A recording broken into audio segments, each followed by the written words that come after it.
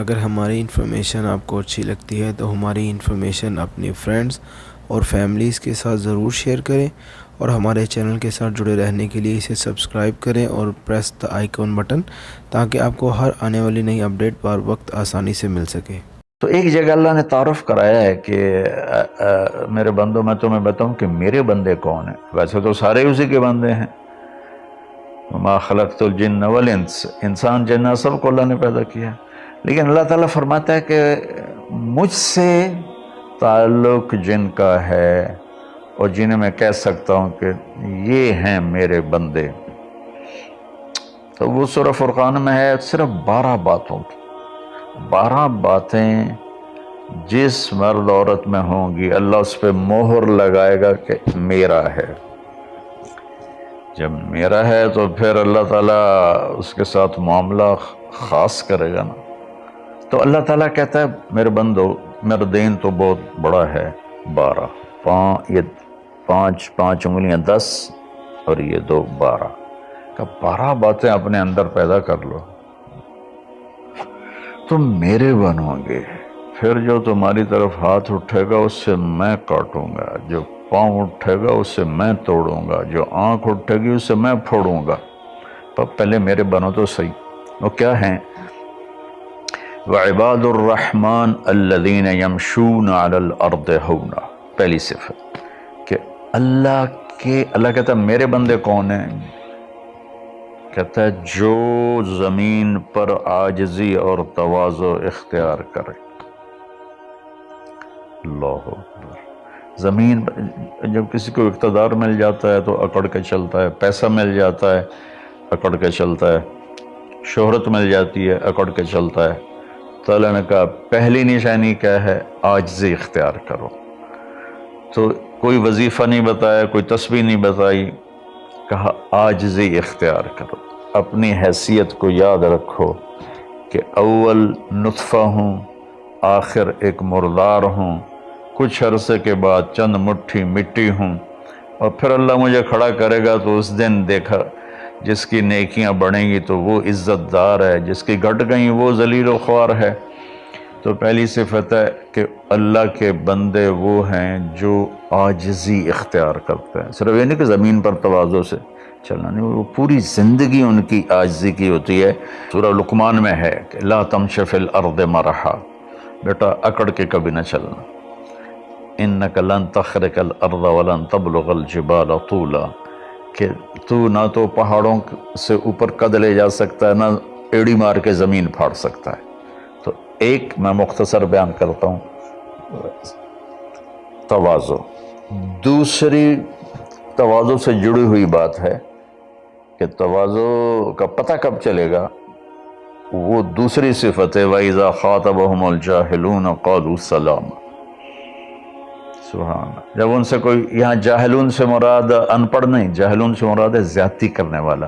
وَأَعُوذُ بِكَ مِنْ أَنْ أَجْهَلَ أَوْ يُجْهَلَ عَلَيَّ، یا اللہ میں پناہ چاہتا ہوں کوئی میرے اوپر زیادتی کرے یا میں کسی پر زیادتی کروں۔ یہاں جہالت سے مراد ہے زیادتی کرنے والا، بدتمیزی کرنے والا۔ تو وہ کیا کرتے ہیں؟ قالوا سلاما، وہ یہ نہیں کرتے کہ اس سے کتنے لوگ قطع تعلق مراد لیتے، باجی السلام علیکم، تو ڈرا ہو رہے سا ڈرا ہو رہے۔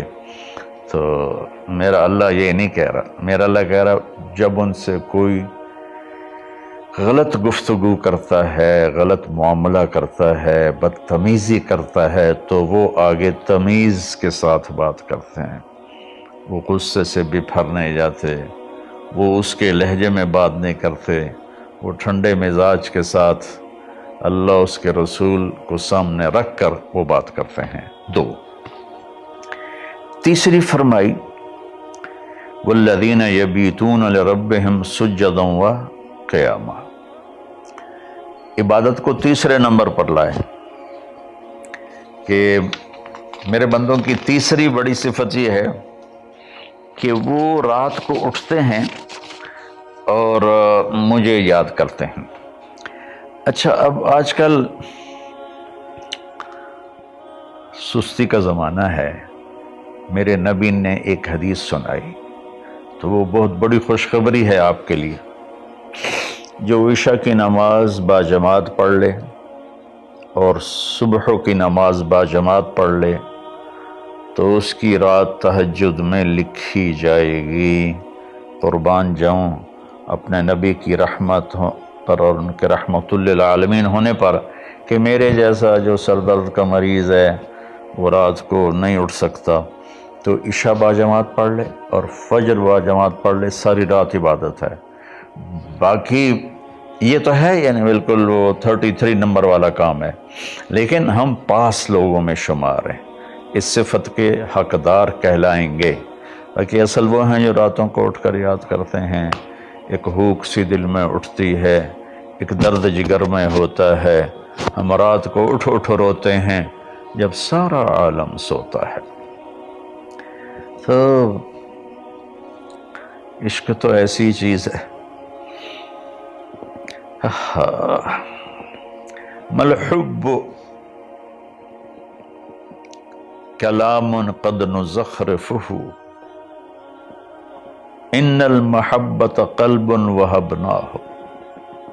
محبت اسے نہیں کہتے کہ محبوب کو چکنی چپڑی باتیں کہو، جی میں قربان جاؤں، میں صدقے جاؤں، میں واری جاؤں، آپ کے بغیر تو جی نہیں سکتا، باتوں سے نہیں کہ محبت ہے دل کو اس کے قدموں پہ نچھاور کر دو۔ بہت خوبصورت بات اللہ نے کی ہے۔ تو جو لوگ ماشاءاللہ راتوں کو اٹھتے ہیں ان کو مبارک ہو، لیکن ہمارے جیسے کمزور بھی اس فضیلت میں ہیں۔ عشاء باجماعت پڑھ لو، فجر باجماعت پڑھ لو، اور پھر اللہ تعالیٰ پہ قربان جائیں کہ ان کی جو ہے نا دعا اللہ تعالیٰ بتاتا ہے، والذین یقولون ربنا اصرف عنا عذاب جہنم ان عذابها کان غراما۔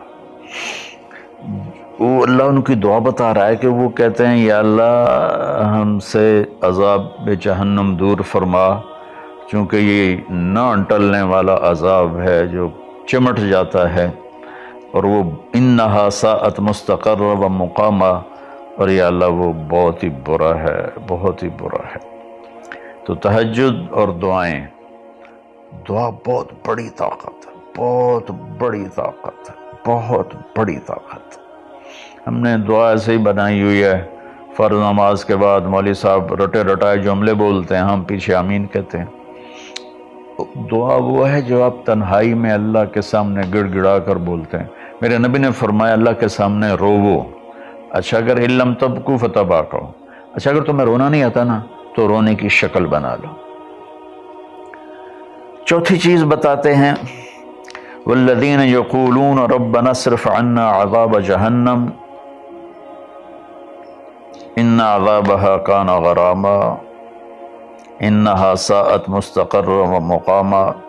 یا اللہ جہنم سے بچانا اور جہنم کے عذاب سے بچانا، وہ اللہ آپ پہ ہی معاف کرے گا۔ یہ ہمارے اب تو عام ماحول میں جی اللہ آپ پہ ہی معاف کرے گا، اللہ بڑا غفور الرحیم ہے، اللہ آپ پہ ہی معاف کرے گا۔ تو میں تو اپنے ماحول میں بات کرتا ہوں اپنے عزیز رشتہ داروں سے کہ اللہ آپ پہ ہی کپا کٹ دے گا، سپرے نہ کرو، پانی نہ لاؤ، کھاد نہ دیو، آپ بہے کوئی بی پا دیو، اللہ آپ پہ ہی کٹ دے گا۔ لے جی مولانا صاحب کہیں گل نہ کریں دیو، بھلا کدی پانی تے کھاد تے سپرے تو بغیر بھی کاشا ہوئی۔ تو اللہ یہی کہہ رہا ہے کہ ڈرو مجھ سے اس جہنم کے عذاب سے اور اس سے بچاؤ کا راستہ اختیار کرو۔ پانچویں بات کیا ہے؟ والذین اذا انفقوا لم یسرفوا ولم یقتروا وکان بین ذلک قواما۔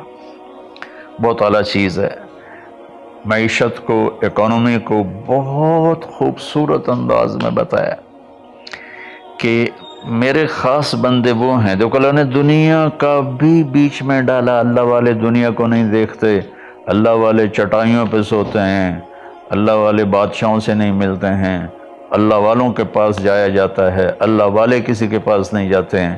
ارے سب سے بڑے اللہ والے تو نبی ہیں، اللہ نے فرعون کے پاس بھیجا موسیٰ علیہ السلام کو، اور کائنات کی افضل ترین ہستی اللہ کے بعد میرے نبی ہیں ابو جہل کے پاس بھیجا۔ تو یہاں ان کی معیشت کو بتایا جا رہا ہے کہ میرے بندے وہ ہیں جتنا ہم نے ان کو دیا ہے اس سے بڑھ کر خرچ نہیں کرتے.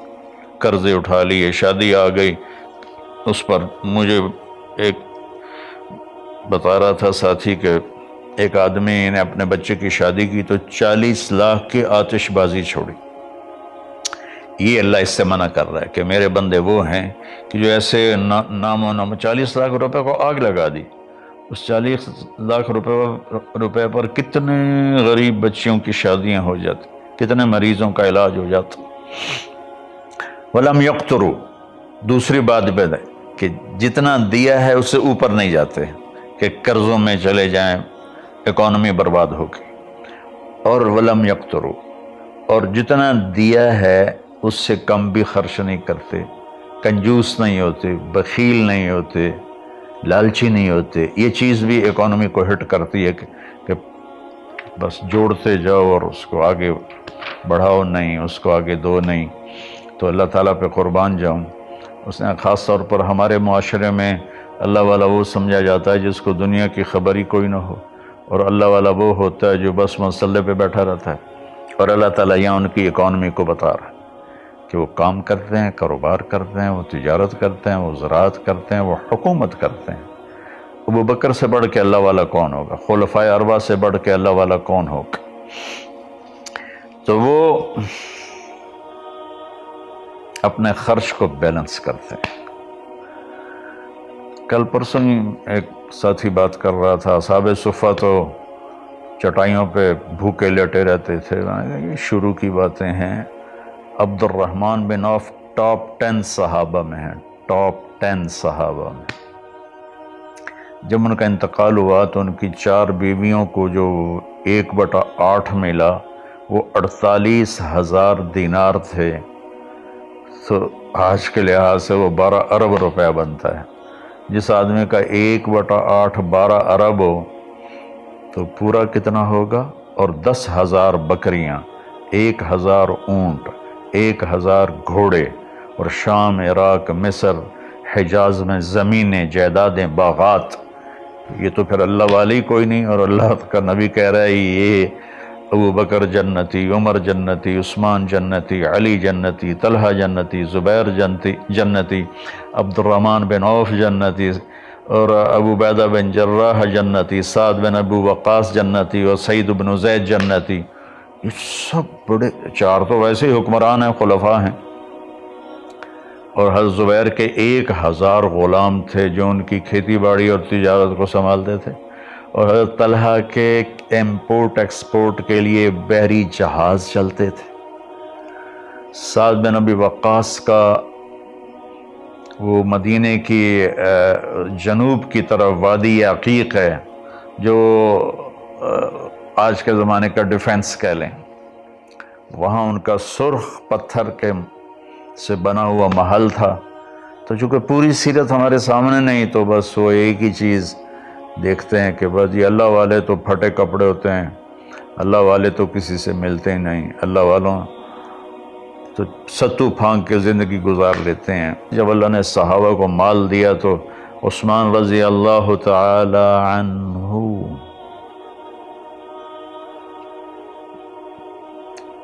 کہنے لگے اپنی بیوی نائلہ کے لیے میں نے چادر خریدی ہے 300 دینار میں، 300 دینار میں، جو 7.5 کروڑ روپیہ بنتا ہے. اور کہہ رہے ہیں کہ پتہ نہیں اسے پسند آئے گی کہ نہیں آئے گی. تو ہم بیچ میں دنیا کو نکال نہیں سکتے. یہ بڑی غلط تعبیر ہے اسلام کی. اس کے بعد کیا ہے ان کی صفت؟ 3 کٹھی بتائی ہیں، 6، 7، 8. میں آپ کو 5 بتا چکا ہوں. تواضع، عاجزی، اور برائی کا جواب اچھائی، اور راتوں کو اٹھ کے بندگی، اور اپنے کاروبار زندگی میں اعتدال اور بیلنس آف اکانومی تب ہوگا جب اخراجات کو کنٹرول کیا جائے گا.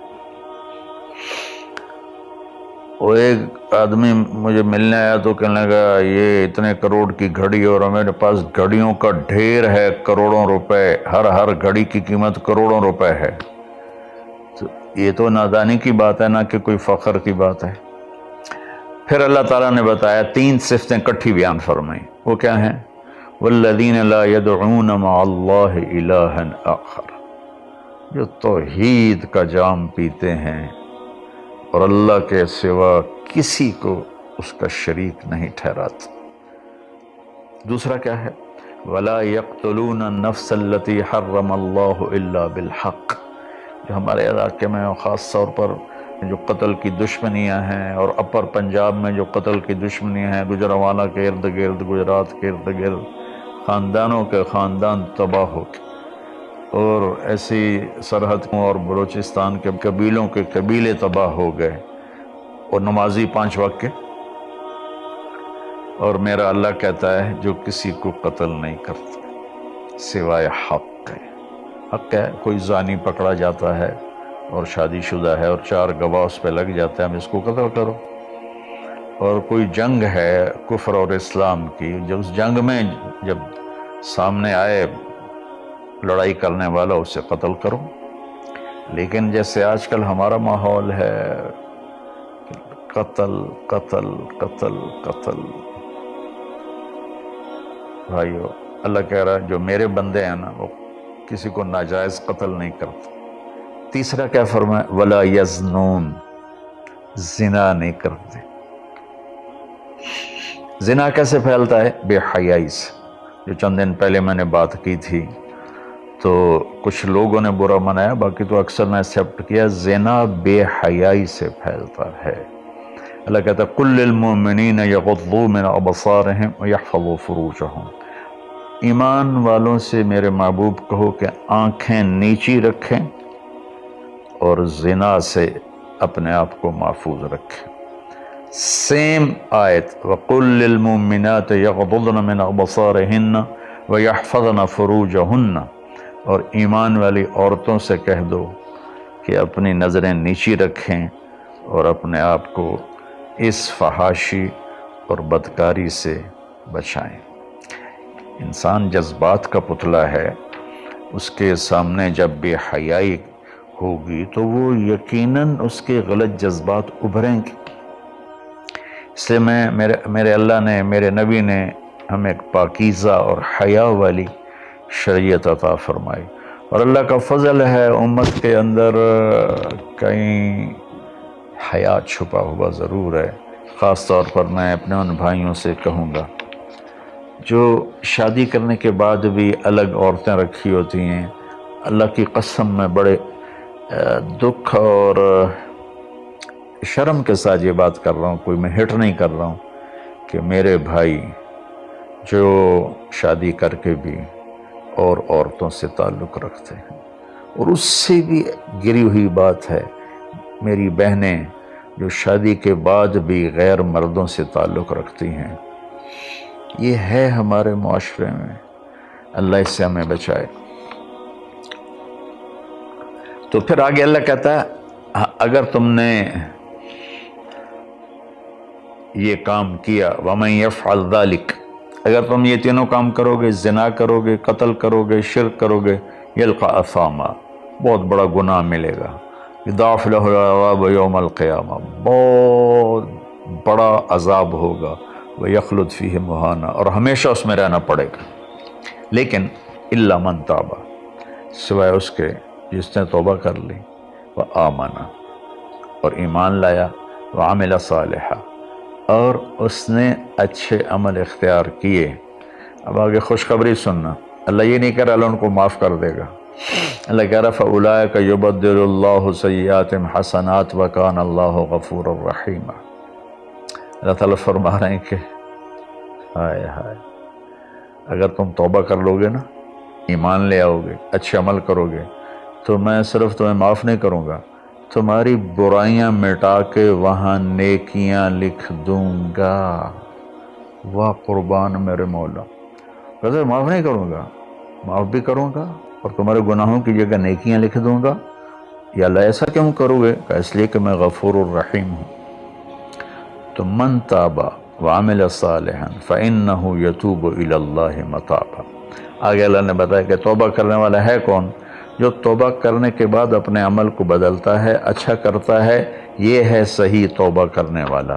لیکن ایک خوشخبری سنا دو، مثلا ایک آدمی کی توبہ کر کے توڑ دیتا ہے. چند دن پہلے ایک نوجوان کا فون تھا، روز نے دھاڑے ماری کہ جی توبہ کرتا ہوں، پھر 15 دن بعد ٹوٹ جاتی ہے، پھر توبہ کرتا ہوں، پھر 15 دن بعد ٹوٹ جاتی ہے. میں نے کہا توبہ کرتے ہو؟